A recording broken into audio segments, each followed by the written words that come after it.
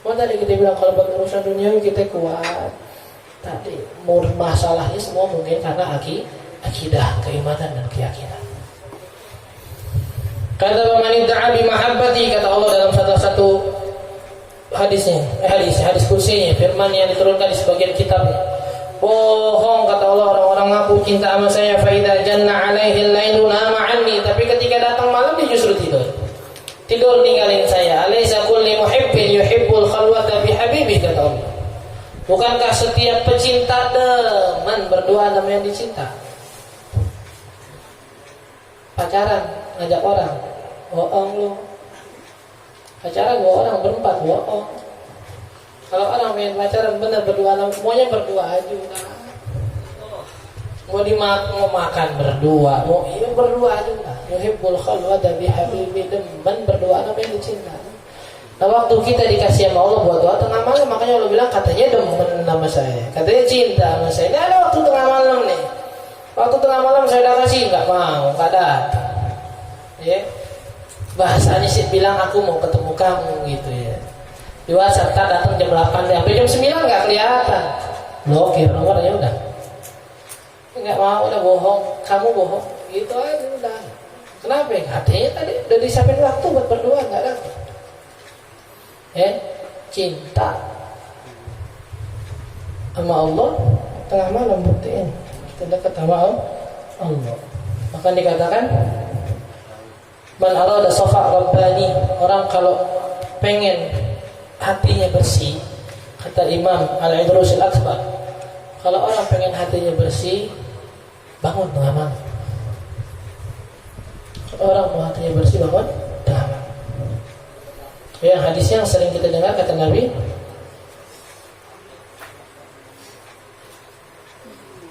setiap malam ada penyeru dari langit bilang, ada nggak yang mau tobat, kita kasih.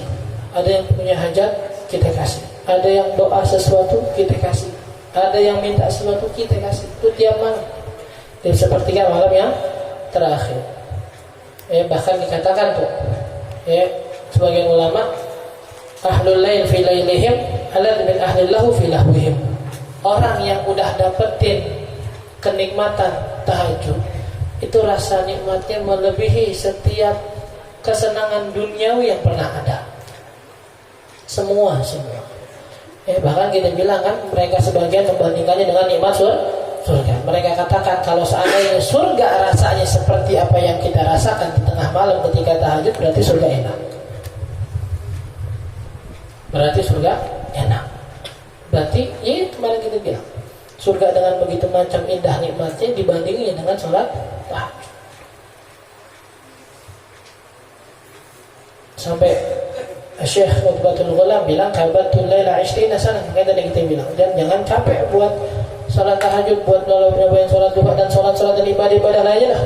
Jangan pernah capek sebelum kita mendapatkan rasa nikmatnya itu. Gampang, anak kasih analogi gampangnya selalu kayak gitu. Kita nyobain motor, mobil, game. Kalau kita udah nyerah duluan, nggak suka duluan, nggak bakal nemu enak. Semua game. Kemarin musim burung. Ada orang sok-sokan dong miara burung. Beli makanannya, dibilang beli ini, dibilang mandi ini begini, dibilang jemur jam segini. Tapi dasarnya memang nggak tekun, nggak dicari tuh nikmatnya gimana. Dia nggak tahu bunyi burung gimana, model-modelnya. Sebulan 2 bulan dijual lagi. Tapi kalau orang yang benar-benar suka sama burung, musim burung nggak musim burung, piara aja lah. Orang yang suka sama satu game, mau game itu lagi naik, ratingnya lagi turun, main aja lah. Ada sholat tahajud, sholat duha, ibadah-ibadah lain, kalau udah nemu nikmatnya udah enak sendiri. Kayak dibilang sahabatul laila 20 sana, saya pahit-pahitan hidup 20 tahun, maksudnya 20 tahun saya gunakan buat pahit-pahitan, capek-capek nyari kenikmatan dalam sholat tahajud. Ketika udah 20 tahun baru setelahnya ngerasain nikmatnya. 20 tahun ibadah baru berhasil nikmatnya. Kadang jeleknya kita di situ, baru ngaji sekali 2 kali, gak enak, pergi. Baru sholat sekali 2 kali, gak enak, pergi. Baru sholawat 10-20, biasa aja rasanya sholawat, udah. Kalau sholawat rasanya memang biasa-biasa aja, nggak mungkin tuh ada seorang perempuan yang dalam satu hari 15.000 kali sholawat. Dan ini bukan zaman dahulu ya, baru-baru 20-an tahun belakang. Sering diceritakan sama guru-guru kita, perempuan 15.000 kali sholawat dalam sehari. Coba kita yang berapa? Yang paling istiqomah ya sekalian tasyahud udah. Itu juga karena wajib. Coba nggak wajib nggak baca, kali yang ringkas-ringkas aja. Paham ya? Intinya semua ibadah termasuk yang kita bahas malam ini, sholat malam itu intinya dasarnya mau dulu nyobain.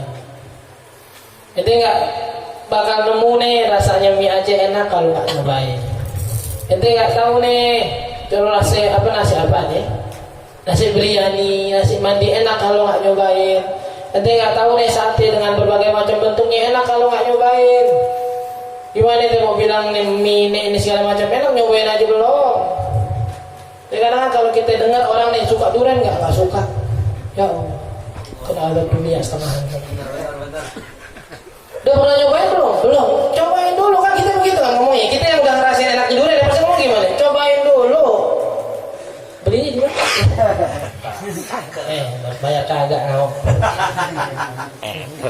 Kita sama nih, kita makan apa nih? Makan Indomie gitu atau makan mie dengan berbagai macam olahannya. Aku ada bentuk yang model begitu kelihatannya begini. Jangan lihat bentuknya dong, cobain dulu tuh. Jangan lihat waktunya, jangan lihat capeknya, jangan lihat tengah malamnya, cobain dulu. Kalau emang belum nggak terus nih, ntar berasa. Paham ya? Jadi semua ibadah intinya titiknya itu mau nyobain dulu, mau ngelakuin dulu. Habis itu selalu berdoa sama Allah, minta. Ya Allahumma inna, Allahumma a'inni ala dzikrika wa syukrika wa husni. Bantu ya Rabb. Semua minta. Nabi yang ngajarin, Nabi sekelas Nabi masih minta. Bantu biar enak pikir, biar enak bersyukur, biar enak ibadah. Ya, paham ya? Intinya kerjain dulu dan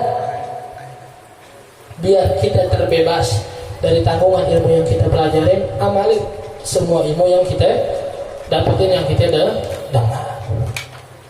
Khususnya lagi nih tahun baru, ya kan udah sering dibilang, sering dikatakan, sering diingetin, orang terbaik kata Nabi yang kemarin, yang hari ini lebih baik daripada yang kemarin.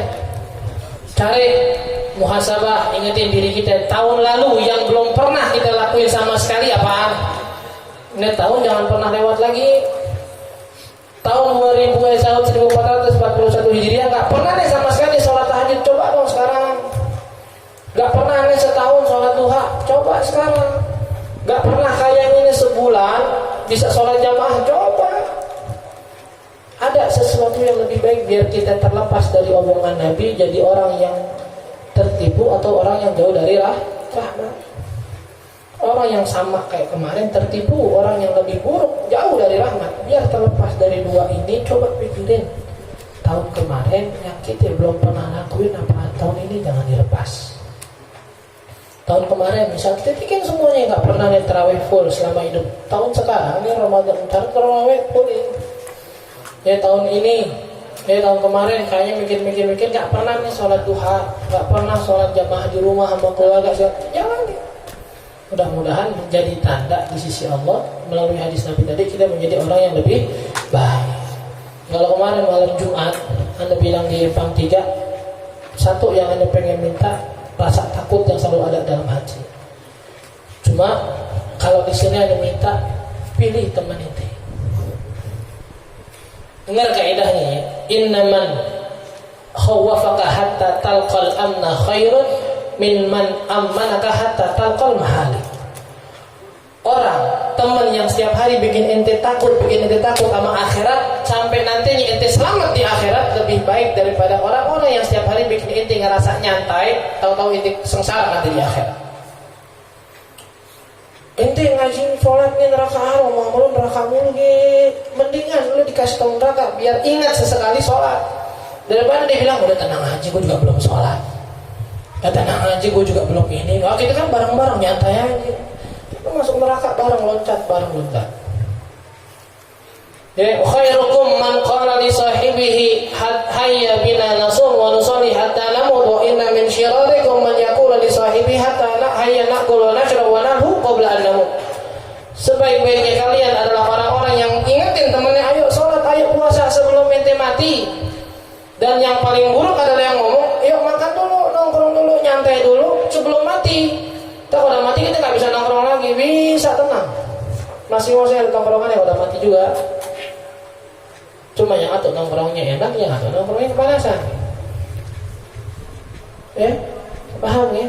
Dua yang pernah diingetin, omongan dalam Al-Quran, jangan sampai naudzubillah terjadi sama kita. Ya laitani takhadtu ma'ar rasuli sabila. Orang-orang yang masuk neraka akhirnya bilang kepada Allah, ya Rob balikin kita ke dunia seandainya dulu kita ngikutin jalannya Nabi. Kenapa yang bikin mereka nyesal? Yang kedua, ya laitani lam attakhid fulanan khalila. Saya nyesel ya Rob, seandainya dulu saya nggak berteman Nabi tadi. Seandainya dulu saya nggak dekat sama dia, saya nggak jadi dia teman akrab saya.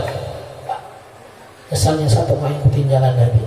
Penyebabnya yang kedua, karena diikutin orang lain yang nggak berjalan di atas jalannya Nabi. Dah, itu dah. Pokoknya hijrah dalam hadis yang sering kita dengar, ketika orang membunuh 100 orang, apa katanya? Walakin idhab ila ardin fulana. Pindah ke kampung sebelah, fa inna fiha nasun ya'budunallaha ta'ala. Karena di sana itu bakal dapat teman-teman yang beribadah sama Allah. Titik pertama, langkah pertama ketika orang memperbaiki diri, benerin ente duduk di mana, benerin sama siapa ente ngobrol, benerin sama siapa ente berbicara. Fa inna man jalas jalas. Orang yang duduk, yang bergaul bakal jadi satu jenis dengan teman tongkrongannya. Kalau bahasa burung terbang bersama kawanannya udah. Nggak ada burung kenari terbang sama elang, nggak ada. Dan kalau ente udah terbang dengan satu kawanan, tuh kawanan bakal bawa ente ke sarangnya udah. Burung kenari misalnya terbang sama elang, kalaupun dia ngikut, bawanya ke sarang elang, nggak mungkin elang ikutin dia. Makanya lihat dengan siapa kita bergaul, kemana kita bakal dibawa ke sarang. Amin. Perbaikin. Yang lebih buruk itu mereka yang jauh dari rahmat Allah, yang hari ini sama dengan kemarin mereka yang tertipu, masih punya panjang umur tapi nggak berusaha buat lebih baik. Dan yang baik kata Nabi cuma mereka-mereka yang bisa menggunakan waktu yang masih Allah kasih untuk menjadikan dirinya lebih baik daripada yang kemarin. Allahu a'lam. Kita hari ini hadir di haul kedua dari saudari almarhumah saudari kita Rizky Amelia binti Legiono, yang tadi kita bilang mudah-mudahan mereka-mereka yang sekarang kita bacain Fatihah nantinya ini udah habis dah, tinggal bisa kita kirimin Fatihahnya doang.